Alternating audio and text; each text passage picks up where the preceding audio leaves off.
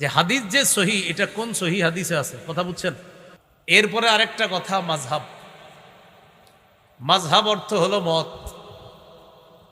কেউ যদি বলে মাযহাব মানা যাবে না, আপনি বলবেন এটা কে বলছে মানা যাবে না? বলবে অমুকে। ও তাহলে অমুকের মতে মাযহাব মানে না, তো অমুকের মত তো মাযহাব। উনি বলছে মাযহাব মানবে, উনি বলছে মাযহাব মানা যাবে না, তো তার মত মানব। আর তার মত হলো মাযহাব মানা যাবে না, তো মত, তাহলে তার মাযহাব হলো মাযহাব মানো, তার মাযহাব হলো মানবা না। তো বলে কি মাযহাব মানা যাবে না, এটা এই কথাটা কার? কয় অমুকের। তো অমুকের মত কি? কয় অমুকের মত হলো মাযহাব মানা যাবে না। মতের বাংলা কি? মতের আরবি কি বলেন? মাযহাব। বলেন মতের আরবি কি? বলে অমুকের মত হলো মাযহাব মানা যাবে না। তাহলে অমুকের মত, মতের আরবি, তাহলে অমুকের মাযহাব হলো মাযহাব মানা যাবে না। তাহলে তো অমুকের মাযহাবও মানা যাবে না। মাযহাব মানে মত না, তাহলে মাযহাব মানা যাবে না যে বলে, মানে মত মানা যাবে না। বাইরে কে বলছে? কয় অমুকে। তাহলে অমুকের মতে মাযহাব মানা যাবে না, তো অমুকের মতে, মতের আরবি মাযহাব, তার মানে অমুকের মাযহাবে মাযহাব মানা যাবে না, তো তার মাযহাবও তো মানা যাবে না। এই হলো আপনার মত, মানে মতের আরবি মাযহাব। তো বলে এরকম। তো এই জন্য আপনারা এগুলা বিভ্রান্ত না হওয়া, আর বিশেষ করে ইমামদের ব্যাপারে সমালোচনা হলে এই সমালোচনায় কান না দেওয়া। আল্লাহ আমাদেরকে হেফাজত করেন।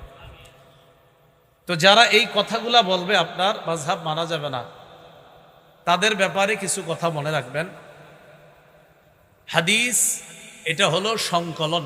বলেন আমার সাথে, হাদিস কি? বুখারী এটা সংকলন। বলেন বুখারী কি? মুসলিম, নাসাই, তিরমিজি, ইবনে মাজাহ, এগুলা হলো হাদিসের সংকলন। হানাফি মাযহাব এটা হলো কোরআন হাদিসের সংকলন। বুখারী হলো হাদিসের সংকলন, হানাফি মাযহাব হলো কোরআন হাদিসের সংকলন, মুসলিম হলো হাদিসের সংকলন, শাফি মাযহাব হলো কোরআন হাদিসের সংকলন, মালিকি মাযহাব কোরআন সুন্নাহর বা কোরআন হাদিসের সুবিন্যস্ত সংকলন, তিরমিজি হলো হাদিসের সংকলন, নাসাই, ইবনে মাজাহ, আবু দাউদ এগুলা হলো হাদিসের সংকলন, হাম্বলি মাযহাব কোরআন সুন্নাহর সংকলন।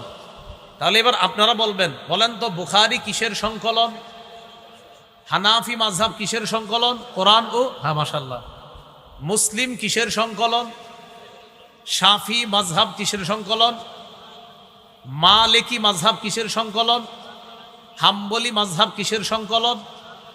বুখারী, মুসলিম, তিরমিজি, আবু দাউদ, ইবনে মাজাহ এগুলা কিসের সংকলন? তাহলে এই কিতাবগুলা কি আবিষ্কার না সংকলন? সংকলন আমরা গ্রহণ করেছি কিনা? তাহলে হাদিসের সংকলন গ্রহণ করেছি, পড়ানো হয়।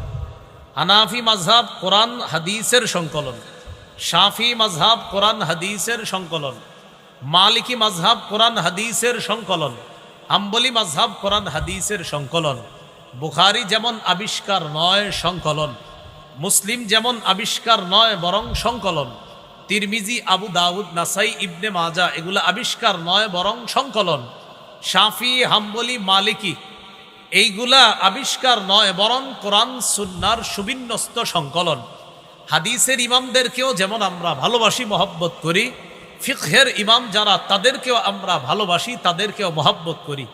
হাদিসের ইমামরা হাদিস বলে, আর ফিকহের ইমামরা হাদিস কোথায় প্রয়োগ হবে সেটা দেখায় দেয়। হাদিসের ইমামরা বলে এই হাদিস, হাদিসের ইমামরা ঝালাওভাবে একের পর হাদিস বলতেই থাকবে। রাসূলুল্লাহ সাল্লাল্লাহু আলাইহি সাল্লাম এটা বলেছেন, আবু হুরায়রা থেকে বর্ণনা, নবীজি এটা বলেছেন।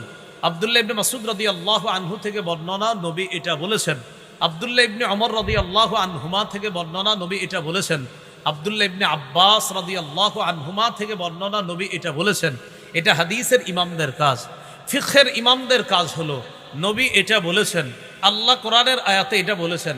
ফিকহের ইমামরা আয়াত এবং হাদিসকে সামঞ্জস্য বিধান করে, যেন কোরআনের আয়াত এবং হাদিসের উপর সুন্দরভাবে একটা সাধারণ মানুষ আমল করতে পারে, ওই কোরআন হাদিসকে একত্রিত করে একটা মতামত পেশ করে যারা, তারা হলো ফিকহের ইমাম, তারা হলো মাযহাবের ইমাম। তাই আমরা কোরআন সুন্নাহ মাযহাবের ইমামের মত নিয়ে মানি। কোরআন সুন্নাহ মানেন আপনারা? হা মানি। কিভাবে মানেন? যে ইমামরা আমাদেরকে আয়াত আর হাদিসের প্রয়োগ যেভাবে দেখিয়ে দিয়েছেন আমরা সেভাবে মানি। ইমাম বুখারী হাদিস বলেছেন, ইমাম মুসলিম হাদিস বলেছেন, নাসাই, তিরমিজি, আবু দাউদ, ইবনে মাজাহ তারা হাদিস বলেছেন। ফিকহের ইমামগণ হাদিস কোথায় ব্যবহার হবে, প্রয়োগ হবে, এটা আমল করে বাস্তবে চোখে আঙ্গুল দিয়ে দেখিয়ে দিয়েছে। কথা বুঝে আসছে সবার?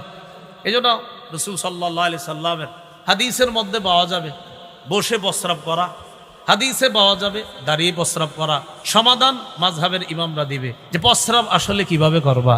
হাদিসের মধ্যে পাওয়া যাবে নামাজে দাঁড়ানোর পর রাসূল সাল্লাল্লাহু আলাইহি সাল্লাম বলেছেন কাঁধে কাঁধ মিলাইতে, নবীজি বলেছেন এইভাবে কাতার মিলিয়ে দাঁড়াইতে। এখন মিলানোটা আসলে কিভাবে হবে এটা আমরা মতামত নিব ইমামদের থেকে, যে আসলে মিলানোটা কিভাবে সম্ভব। তখন তারা অনেকগুলো হাদিস সামনে রাখে, রাখার পর সবগুলা হাদিস আর আয়াতকে একত্রিত করার পর আমাদেরকে একটা সমাধান দিয়ে দেয়। কারণ সমাধান না দিলে আমরা সাধারণ জনগণ বিপদে পড়ব। এই পৃষ্ঠার মধ্যে আসবে বসে প্রস্রাব করা, পরের পৃষ্ঠায় আসবে দাঁড়িয়ে প্রস্রাব করা, বিপদে পড়ে যাব কোথায়? এবার মাযহাবের ইমামগণ বলবে বসে প্রস্রাব করার ক্ষেত্র হলো এটা, দাঁড়িয়ে প্রস্রাবের ক্ষেত্র হলো এটা। তারা আমাদেরকে হাদিস প্রয়োগের নিয়মটা দেখায় দেয়। তো এখানে আপনার ঝামেলা কোথায়? আমি এটাই বুঝি না। আমি মাঝে মাঝে চিন্তা করি যে আসলে ইমামদেরকে সমালোচনা করা এটা কেন হয়, এটা আমার মাথায় আসে না।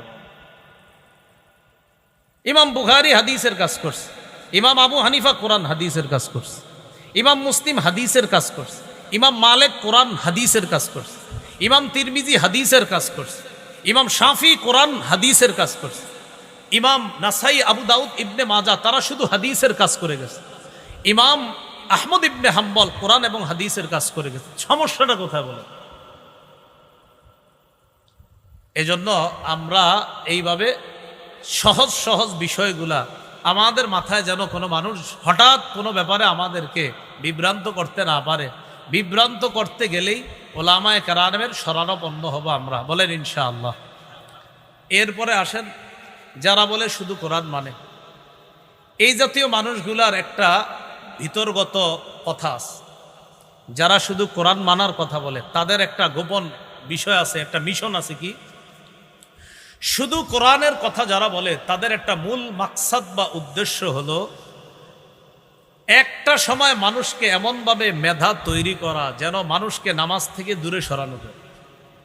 আপনারা কিভাবে এটা আমার বলতে পারেন যে হুজুর কিভাবে? এটা পুরা কোরআনের কোথাও আপনি পাবেন না আমরা যে নামাজে রুকু করি যেইভাবে এইভাবে রুকু করতে হবে, কোরআনের কোথাও নেই। আমরা যে নামাজে সেজদা করি এইভাবে সেজদার কথা কোরআনে কোথাও নাই। তো আপনি এইভাবে রুকু সেজদা কেন করেন? এটা কোরআনের ব্যাখ্যা হাদিসে আছে। বলেন এটা কোথায় আছে কোরআনের ব্যাখ্যা? এখন প্রশ্ন এসে যাবে হুজুর কোরআনের কথা এটা যে হাদিসের মধ্যে ব্যাখ্যা আছে, হাদিস যে মানতে হবে এটা কি কোরআনের কোনো আয়াতে আছে? হ্যাঁ, এটাও আছে। সূরা হাশরের ৭ নম্বর আয়াতে আছে। আল্লাহ বলেছেন মা আতা কুমুর রসুলু ফাখুজু, রসুল যা দেন তা গ্রহণ করো, ওমা নাহাকুম আনহু ফান্তাহু, যা থেকে নিষেধ করে তা থেকে বিরত থাকো। খুব সহজে বুঝেন। শুধু কোরআন মানে যারা এই জাতীয় লোক যদি এসে আপনারে বুঝায় শুধু কোরআন মানো হাদিস মানবা না, তখন আপনারে বুঝাইবে কোরআন কি যথেষ্ট না, আপনারে বলবে, আপনি চিন্তায় পড়ে যাবেন যে কোরআন কি আসলে হ্যাঁ কোরআন তো আসলেই যথেষ্ট। তাহলে আপনারে বলবে তো মিয়া আল্লাহর কোরআন কি তোমার জন্য যথেষ্ট না? নবী না, আল্লাহরা নবীর উপর আয়াত নাজিল করছে আল-ইয়াউমা আকমালতু লাকুম দীনাকুম ওয়া আতমামতু আলাইকুম নি'মাতি ওয়া রাদিতু লাকুমুল ইসলামা দীনা, আজ আমি দিন পরিপূর্ণ করে দিলাম।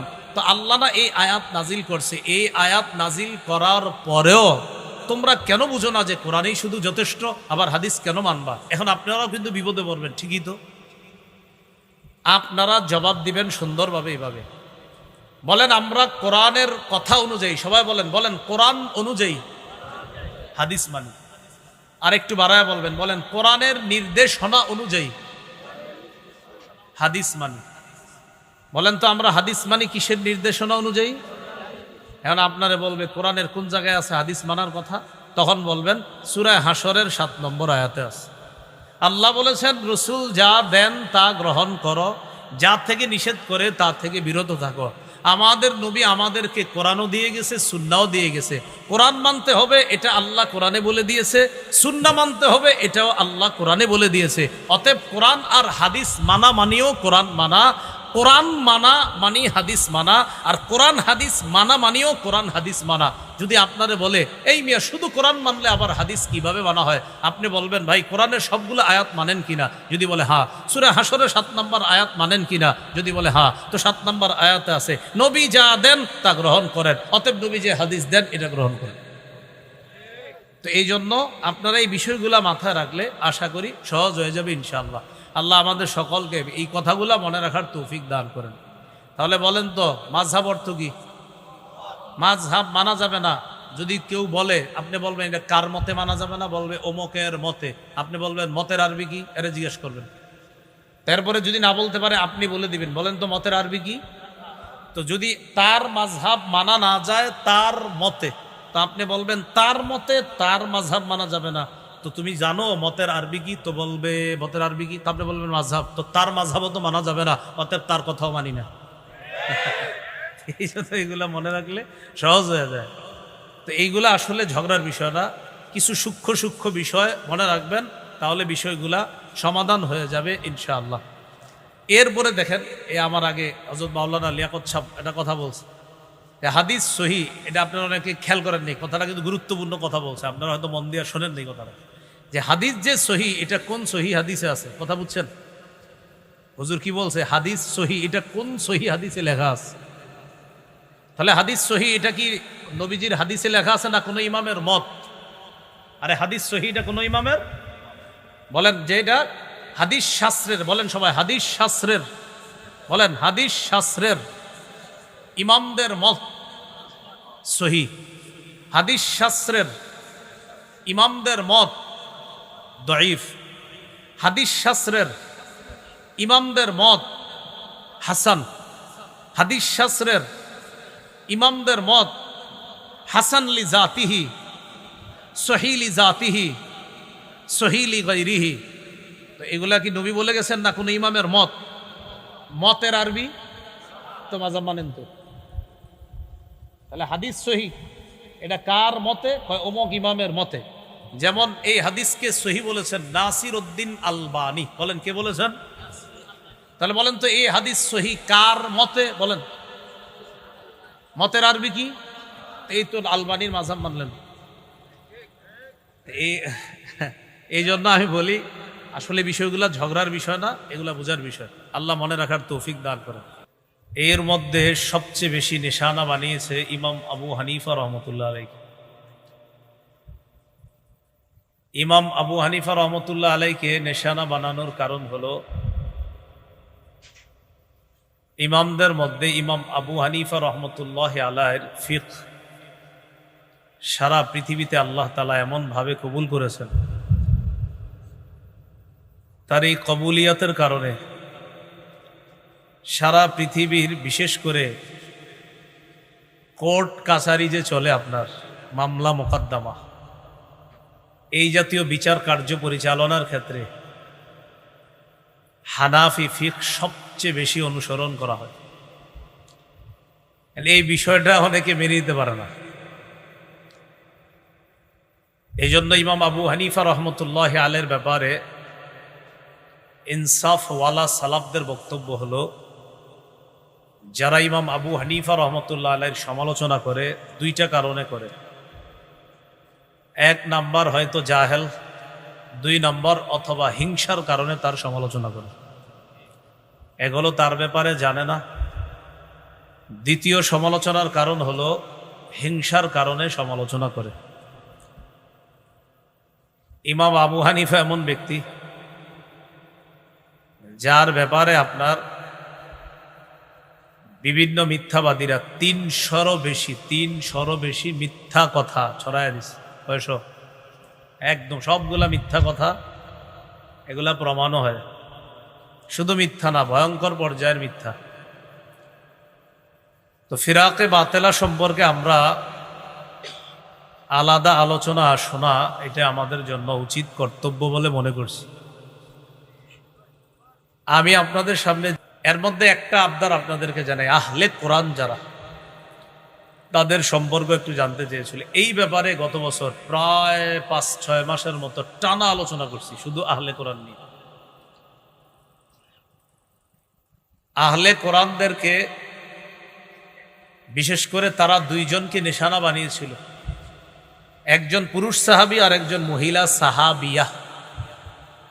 পুরুষ সাহাবী আবু হুরায়রা রাদিয়াল্লাহু তাআলা, মহিলা সাহাবিয়া আম্মাজান আয়েশা সিদ্দিকা রাদিয়াল্লাহু তাআলা আনহা। এই দুইজনকে তারা খুব ভালোভাবে নিশানা বানাইছিল।